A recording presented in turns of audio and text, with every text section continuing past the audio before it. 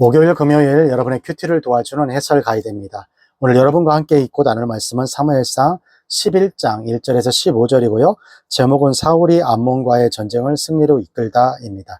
오늘 말씀을 요약하면 왕으로 제비를 뽑힌 이후에도 평범한 농부로 돌아간 왕 같지 않은 왕 사울은 이스라엘이 암몬에게 모욕을 당했다는 소식을 듣자 여호와의 신의 감동을 받아 군사를 모집하여 이스라엘을 구원합니다. 그리고 길갈에서 나라를 새롭게 한 후 이제 사울을 반대하던 무리마저 그들을 왕으로 인정하게 만들죠.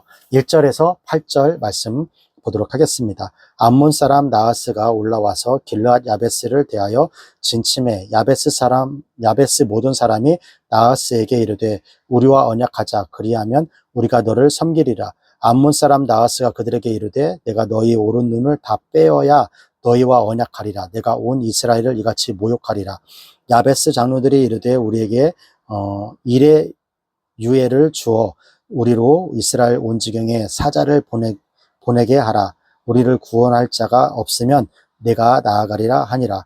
이에 사자가 사울의 기브아에게 이르러 이 말을 백성에게 고하매 모든 백성이 소리 높여 울더니 마침 사울이 밭에서 소를 몰고 오다가 가로되 백성이 무슨 일로 오느냐.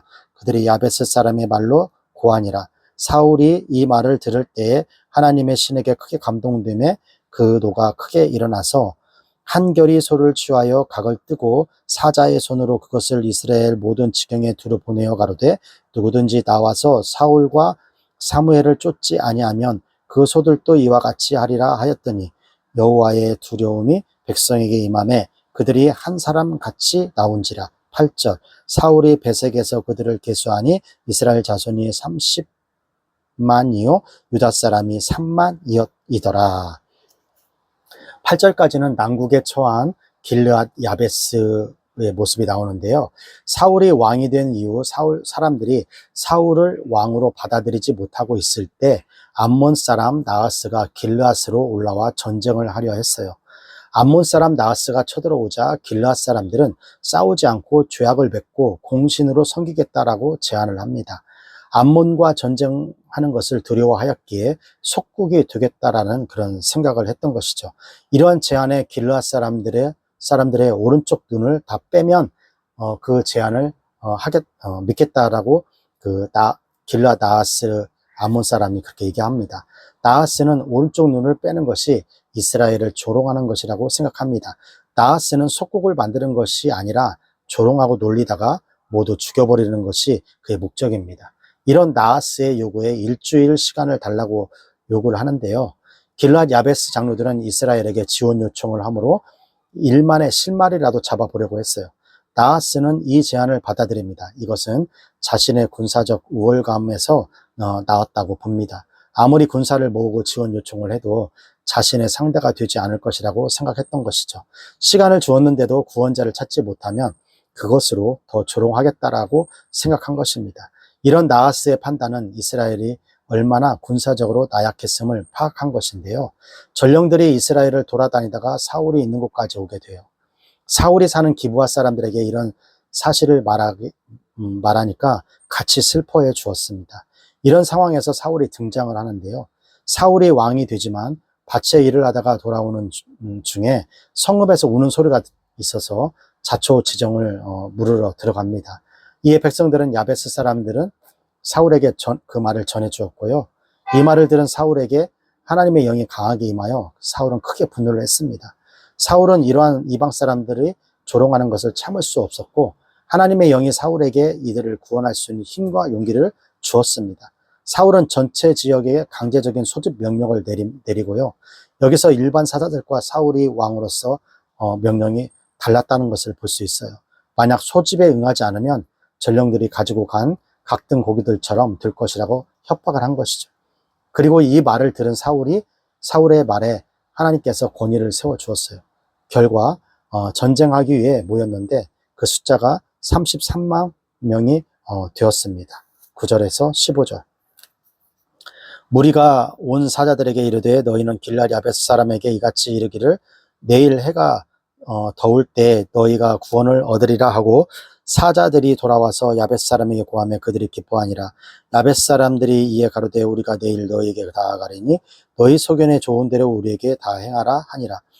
이튿날에 사울이 백성에게 3대에 나누고 새벽에 적진 중에 들어가서 날이 더울 때까지 암몬 사람을 치매 남은 자가 다 흩어져도 둘도 함께한 자가 없더라. 백성이 사무엘에게 이르되 사울이 어찌 우리를 다스리겠느냐 한 자가 누구이니까 그들을 끌어내소서 우리가 죽이겠나이다. 사울이 가로되 이날에는 사람을 죽이지 못하려니 여호와께서 오늘날 이스라엘 중에 구원을 베푸셨습니다. 사무엘이 백성에게 이르되 오라 우리가 길갈로 가서 나라를 새롭게 하자.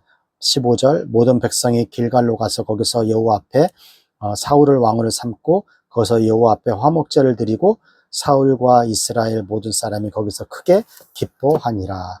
자, 9절에서 15절까지는 사울이 길르앗 야베스를 구하는 대목이 나오는데요. 사울은 길르앗 야베스 전령들에게 내일 정오에 너희들이 자유를 얻을 것이라고 말하라고 합니다.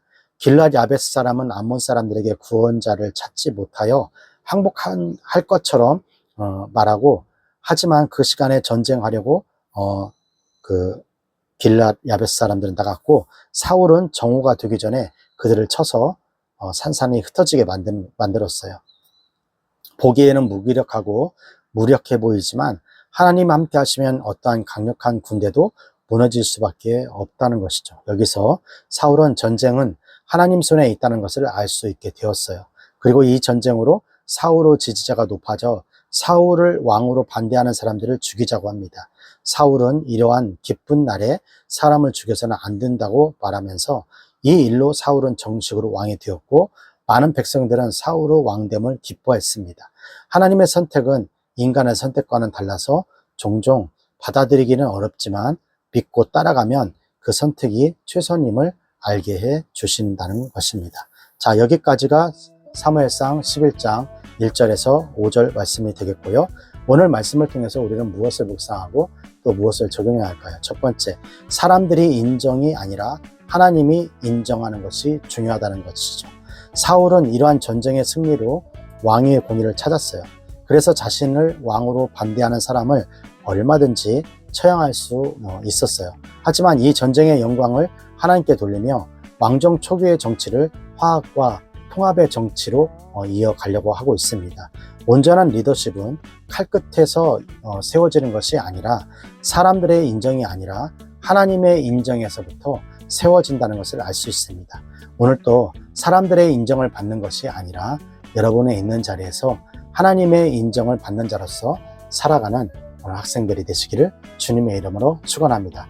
교육부 구호 힘있게 외치고 오늘 큐티 마치도록 하겠습니다. 교육부 구호 시작! 공부 잘해 남주자, 돈 많이 벌어 남주자, 은혜 많이 받아 남주자.